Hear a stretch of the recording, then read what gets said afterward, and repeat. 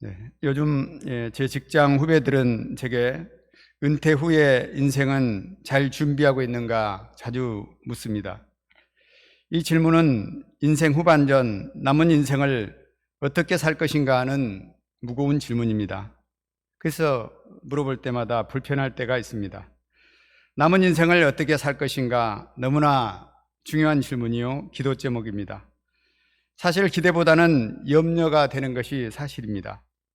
오늘 말씀은 이런 책에 남은 인생, 육체의 남은 때를 어떻게 살아야 할 것인가 가르쳐주고 있습니다. 그렇다고 오늘 말씀이 은퇴하고 인생 후반전을 시작하는 스테반 목자님이나 또 사무엘팀 목자님들에게만 주는 말씀이 아닙니다. 전반전을 뛰고 있는 우리 유경헌 형제님에게도 동일하게 적용되는 말씀입니다. 제가 본 말씀을 통해서 육체의 남은 때를 어떻게 살아야 할 것인가 배우기를 기도합니다. 첫째, 그리스도의 고난의 갑옷을 입고 살아야 합니다. 4장 1절을 다시 한번 읽어보겠습니다. 시작. 그리스도께서 이미 육체의 고난을 받으셨으니 너희도 같은 마음으로 갑옷을 삼으라. 이는 육체의 고난을 받는 자는 죄를 그쳤음이니. 예수님도 고난을 통해서 부활의 영광에 들어가셨기 때문에 우리도 같은 마음으로 갑옷을 삼으라고 말씀하십니다.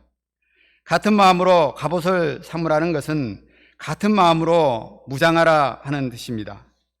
전쟁을 앞둔 자에게 주는 말씀과 같습니다. 예수님도 십자가를 앞에 두고 단단히 무장하셨습니다. 겟세마네 동산에서 땀방울이 핏방울이 되도록 간절히 기도하셨습니다. 아버지여, 만일 아버지의 뜻이거든 이 잔을 내게서 옮기시옵소서. 그러나 내 온대로 마옵시고 아버지의 온대로 되기를 원하나이다. 최후의 십자가의 고난의 잔을 앞에 두고 예수님도 피하고 싶었습니다. 고난의 잔은 부담스럽습니다. 그러나 예수님은 기도하고 또 기도하고 3번이나 반복해서 기도하시면서 십자가를 지고자 결단하셨습니다. 불 속에 들어가기에 무거운 방화복을 입은 소방관처럼 고난의 갑옷을 입으신 것입니다. 사도 베드로 사도는 사랑하는 성도들에게 고난의 갑옷을 입으라고 권면하고 있습니다. 몇 년 전 일본의 한 선교사님이 방문하였습니다. 제가 왜 후속 선교사를 보내달라고 말씀하지 않냐고 물었습니다. 그랬더니 선교사의 삶이 너무 힘들어 감히 말이 입에 떨어지지 않는다고 하였습니다. 고난이 유익인지를 알고 있습니다. 그러나 사랑하는 자녀들에게 고난의 길을 가도록 권면하는 것은 쉽지 않습니다. 그런데 베드로 사도는 고난의 갑옷을 입으라 권면하고 있습니다. 13절에서는 그리스도의 고난에 참여하는 것으로 즐거워하라 말씀합니다. 왜 그렇습니까? 14절에 보면 너희가 그리스도의 이름으로 치욕을 당하면 복 있는 자로다. 영광의 영 하나님의 영이 너희에 계심이라 말씀하고 있습니다. 예수님으로 인해서 고난을 당하는 것은 복받는 길이라고 말씀하는 것입니다. 고난을 당할 때 영광의 영 하나님의 영이 임하기 때문입니다. 피싱의 고난, 한 양을 돕는 고난에 동참할 때 하나님의 영, 영광의 영이 임하는 것을 우리는 체험하지 않았습니까? 그래서 나선영 사모님이 한 양을 말씀으로 돕는 것이 복이다, 우리 나바울 목자님에게 자신 있게 말씀하는 것을 보았습니다. 육체의 고난을 받는 자는 죄를 그쳤습니다. 바로 예수님의 십자가의 고난이 우리의 죄를 그치게 하셨습니다. 예수님께서 징계를 받음으로 우리가 나음을 얻었습니다. 예수님께서 채찍에 맞음으로 우리가 평화를 얻게 되었습니다. 예수님의 고난을 통해서 영광스러운 하나님의 영, 부활의 영이 임하기 때문입니다. 그래서 베드로 사도는 사랑하는 성도들에게 같은 마음으로 고난의 갑옷을 입으라고 권면하고 있습니다. 우리가 사는 세상은 너무나 치열한 전쟁터와 같습니다. 사단과의 영적인 전쟁터입니다. 이사무엘 선교사님의 전기를 읽다 보면 힘든 의대 공부를 하던 한 선교사님이 쓴 한 내용이 나옵니다. 너무 바빠서 소감을 쓰지 못한 채 소감 모임에 참석했습니다. 그는 바쁜 의대 공부를 하면서 소감 모임에 참석한 것만으로도 기특하다고 위로해 줄 것으로 기대했습니다. 그런데 이사무엘 선교사님은 대뜸 너 죽고 싶냐?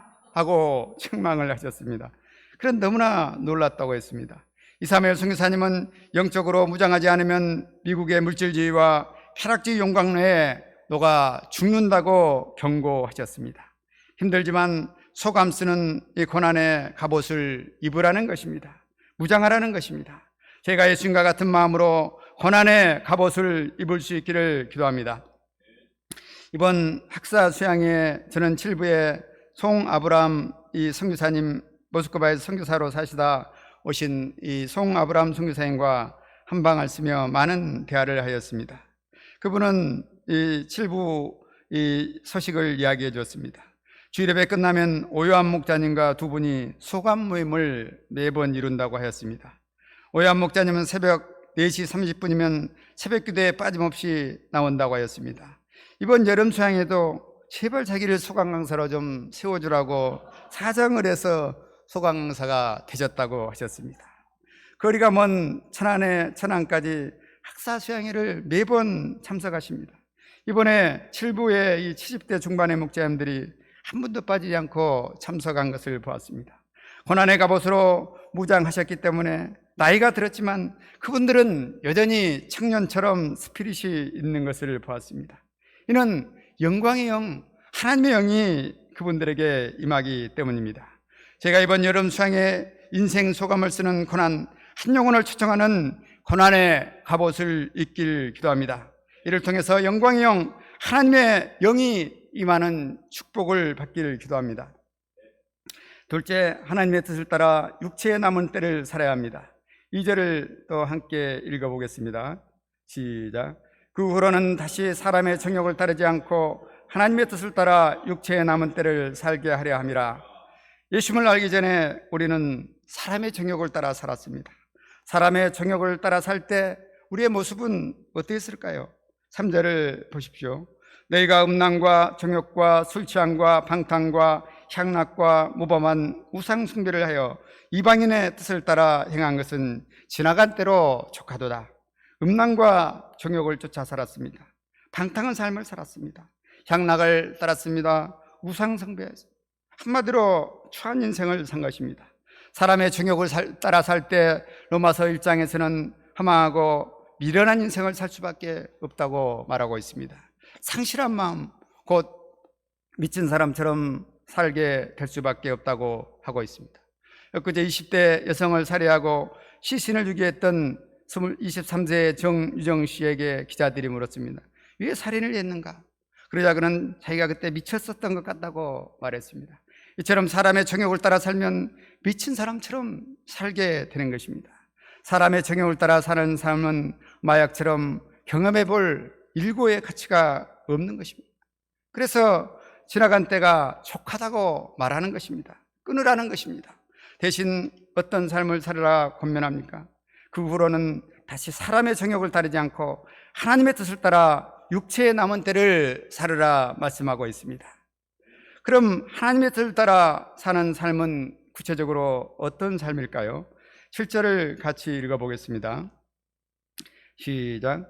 만물의 마지막이 가까웠으니 그러므로 너희는 정신을 차리고 근신하여 기도하라.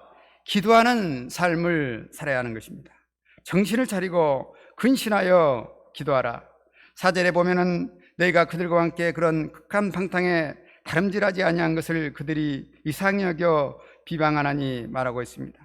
상실된 삶을 청산하고 하나님의 뜻을 따라 단정하게 살면은 주변 사람들이 응원해주고 격려해 줘야 할 것 같은데 전혀 그렇지 않습니다.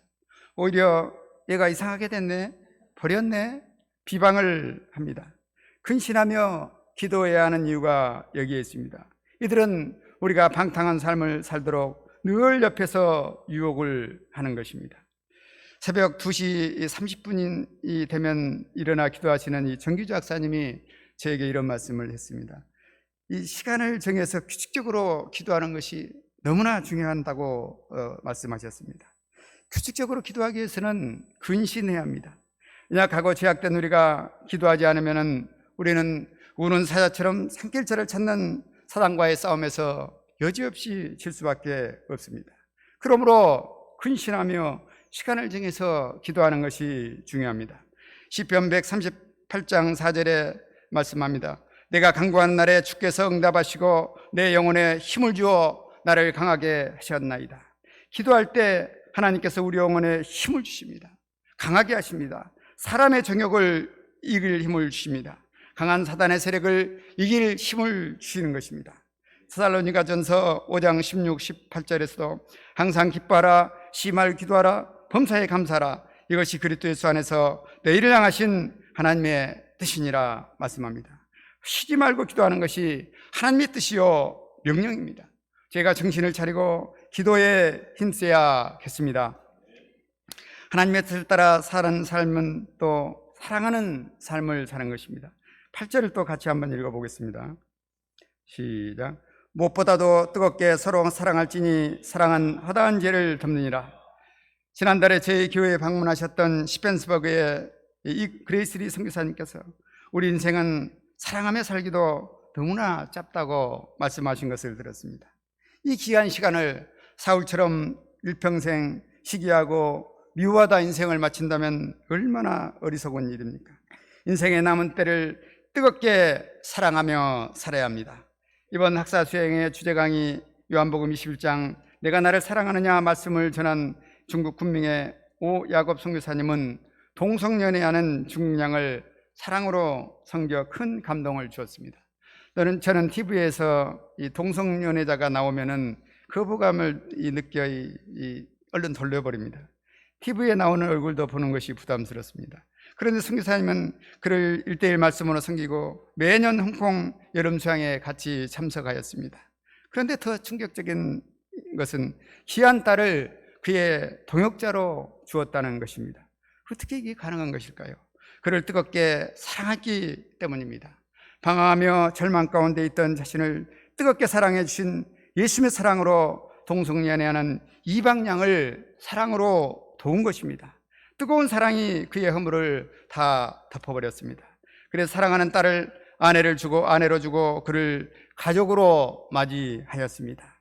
사도 바울은 육체에 남은 때는 이처럼 뜨겁게 사랑하며 살도록 권면합니다. 예수님도 십자가를 지기 전에 지 아들에게 유언하셨습니다. 서로 사랑하라. 우리 인생은 사랑하며 살기도 짧습니다. 제가 예수님의 뜨거운 사랑으로 서로 사랑하며 살기를 기도합니다. 그동안 날마다 이 새벽 기도를 하며 저녁이면 같이 말씀 암송을 하며 잘 자랐던 최필원 형제가 이번 주일 저녁에 한충식 목자님에게 다른 교회로 가겠다고 했다는 말을 들었습니다. 저는 이 소식을 듣고 너무나 이 상실감이 들었어요. 허탈했습니다.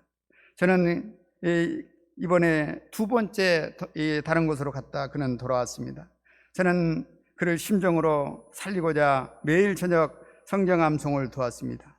그가 미국 선교사로 쓰임받기를 소망하며 도왔습니다.